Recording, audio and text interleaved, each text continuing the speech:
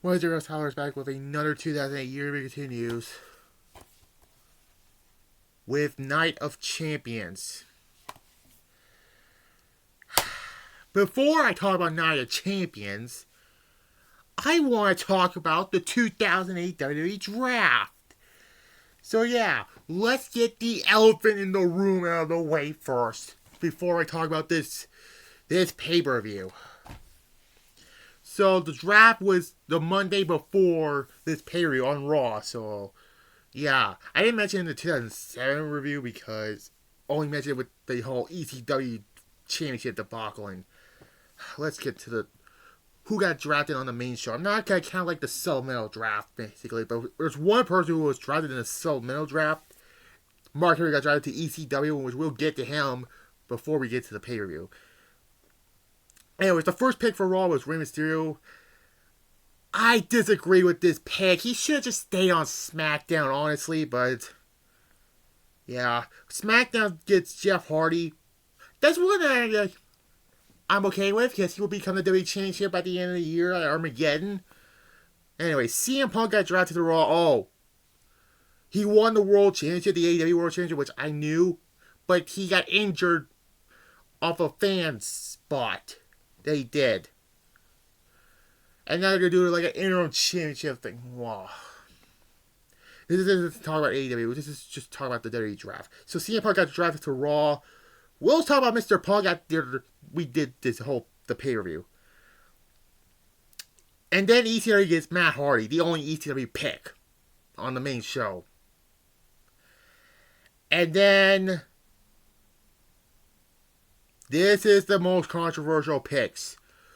The commentator got swapped. So now Jim Ross is on SmackDown and Michael Cole is on Raw now. Oh no. And you tell why JR just wants to go home and all this. He didn't even notice it. Batista got drafted to Raw. I mean, he did everything on SmackDown anyways. Why not? But then again, he was traded to SmackDown the following year, so what's the point? And then went to Raw again when he turned heel, and then he left for the first time, and then that disastrous run we already talked about. Anyways, Umaga got drafted to SmackDown. He didn't do nothing on SmackDown except feud with CM Punk the following year, which was his last feud in WWE. And he's in 2K22 in a DLC character, which is actually weird. I'm actually glad he's back in a WWE game. Kane got drafted to Raw as ECW champion. Hey, at least he didn't get stripped of the belt like Bobby Lashley the prior year. Mr. Kennedy got drafted to SmackDown. He did nothing on SmackDown. And SmackDown's last pick, the WWE champion Triple H. This is another pick I disagree with. Why couldn't you chose draft Cena to SmackDown? Oh wait, he's still gonna feud with JBL. Or hell, draft JBL to SmackDown. You should draft JBL and John Cena to SmackDown. Kept Triple H on Raw as WWE champion, but then again, the World Heavyweight Championship was gonna go to Raw regardless. But yeah. The draft picks, I disagree with most of the picks. Except for Jeff Hardy. And I guess Batista. The rest of the picks, I disagree with the rest of the picks. So yeah. But anyways, let's talk about Night of Champions 2008. This show was boring as hell. Let's just be honest here. June 29th at the American Airlines Center in Dallas, Texas. That city is memorable for the best Survivor Series that we did. You already saw that 2 years ago in my Survivor Series reviews. The first of 2 Survivor Series reviews, which I did 4 of them. But anyways,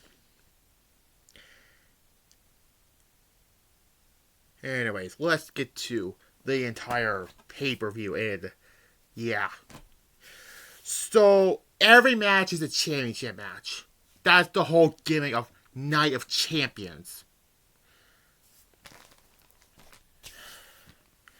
Anyways, first matches for the WWE Tag Team Championships. John Morrison and The Miz defeats Finlay and Hornswoggle. Yeah, this match was not good. I give this a 1. This was a terrible match. The next match is for the United States Championship. And one of 2 ECW... Well, wait. I think Finlay and Hornswoggle were on ECW at the time. So this is the first of 3 This is the second of 3 ECW matches. So... I was wrong about when they said 2007 Extreme Rules because this was the other period where you have 3 ECW matches, although technically there's 2. The SmackDown commentators were commentating the first 2 matches. Matt Hardy defeats Chavo Guerrero. Matt Hardy will lose the United States Championship to... Who did he drop the belt to? I think it was Shelton Benjamin? Yeah. Spoiler alert. This was a mediocre match, a 4. Anyways, then we have a triple threat match for the ECW Championship. Oh, by the way, there was banners around the time, and one of the banners has the Cruiserweight Championship with ECW scribbled into it. You can tell that WWE doesn't give a shit about the ECW Championship. So yeah, it's a triple threat match for the ECW Championship, and Mark Henry was on the ECW brand because Kane's on Raw now, and the Big Show was on SmackDown. So Mark Henry wins and takes the ECW Championship back to crappy ECW. Basically, this match actually was not bad, but I only give it a 5 because it was a slow match. And then this is a weird thing to talk about. It's for the World Tag Team Championships, and it was Hardcore Holly, who I think retired after this show, and Cody Rhodes versus Ted DiBiase Jr. and a mystery partner. And it ends up being Cody Rhodes. So Ted DiBiase and Cody Rhodes defeats Hardcore Holly and Cody Rhodes. I don't understand this either. I can't rank this because this was just a segment. Which, newsflash, don't do segments on a pay-per-view! That's all I have to tell you. Anyways, then we have for the Intercontinental Championship and the best match on the show, Kofi Kingston defeats Chris Jericho. This match was just an afterthought because it continues the Jericho Michaels feud because Jericho is now a heel again. And by September, he wins the World Heavyweight Championship. So it's at least good for Jericho. And they continue this feud into the Great American Bash. I give it an 8. Anyways, then we have for the Women's Championship, Mickie James defeats Katie Lee Burchill. Okay. At least it was longer than most women's matches in this time period. I give it a 6. It was good for 7 minutes. And then we get... I thought I was watching Night of Champions 2008, not Vengeance Night of Champions 2007. For the World Heavyweight Championship, but Edge defeats Batista to retain it. Edge unfortunately drops the World Heavyweight Championship to CM Punk the night after this show. On the Raw after this show. So now the World Heavyweight Championship is on Raw. The WWE Championship, by now, for the WWE Championship, Triple H defeats John Cena. So now the WWE Championship is still on SmackDown. The World Heavyweight Championship is now on Raw after this show. Oh, by the way, the last match, there was too many fucking reviews for Vicky Guerrero, the fucking La Familia, Chavo with a referee for some fucking reason, Edge hits Batista with the belt. Bad match. That, a 0. It was the worst match these two ever held on. And this match, I only give this a 5 out of 10. It's worse than a WrestleMania match 2 years prior to this. But Triple H retains the WWE Championship, and then he feuds with Edge. at the next pay-per-view, the Great American Bash. And the Great Khali at SummerSlam. And then he had a championship scramble match. Fought Jeff Hardy 2 pay-per-views in a row. No Mercy against Cyber Sunday. And then dropped it at Survivor Series. So yeah, Triple H's title run dumped after he got dropped to SmackDown. So I don't recommend this pay-per-view. It's boring as hell. And I don't like the whole concept of every championship being on the line. This gets a 4 out of 10. It was actually better than Backlash last month, but this show was boring.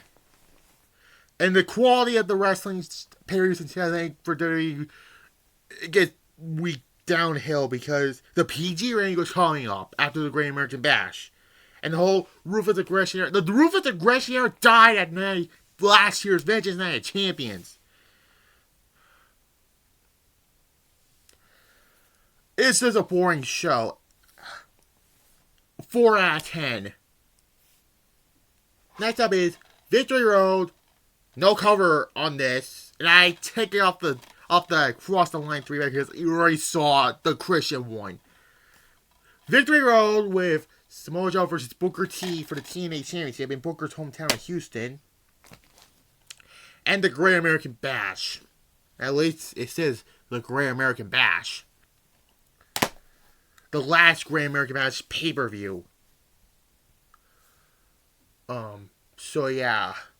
On the road to 50 subscribers, I'll do my Hell in a Cell 2022 review. It probably will not be good. And I'll do my next what if the brand exclusive pay-per-views did not end in 2018. So yeah.